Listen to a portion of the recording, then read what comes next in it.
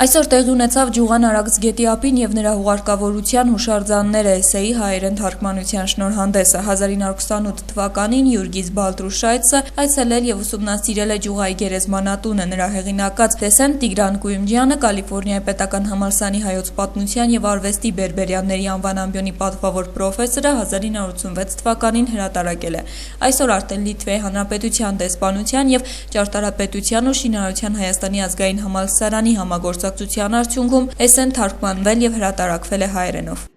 Ընդամենը մի քանի օր առաջ Միացյալ Ազգերի կազմակերպությունը որոշել է դեկտեմբերի 9-ը նշել որպես ցեղասպանությունների զոհերի հիշատակի օր։ Փաստն ինքնին խոսում է այն մասին, որ բարբարոսությունը ժամանակ ու սահմաններ չի ճանաչում եւ ինչպես անցած դարաշրջաններում,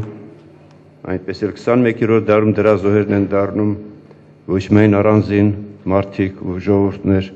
այլև մշակութային ժառանգությունը։ Այս զոհերի թվում են նաև Ջուղայի նշանավոր խաչքարերը, որոնց մասին ապագա սերունդները կարող են պատկերացում կազմել միայն վավերագրերի ու լուսանկարների միջոցով։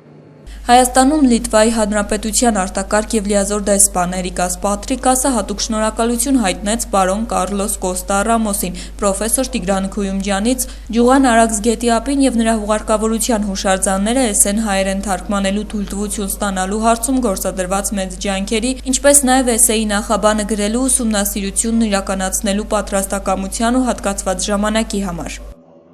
Therefore, by translating and publishing this essay, Թարգմանելով այս էսեն մենք ցանկացանք ոչ միայն ներկայացնել լիտվացի հայտնի պատմաբանի աշխատանքը հայ հանրությանը, այլ նաև ուշադրություն գրավել այն փաստի վրա, թե ինչ անկնահատելի ներդրում է ունեցել իմ հայրենակիցը ուսումնասիրելով Հայաստանի Հանրապետության մշակութային ժառանգությունը։ My compatriot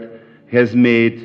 in exploring Armenian cultural heritage.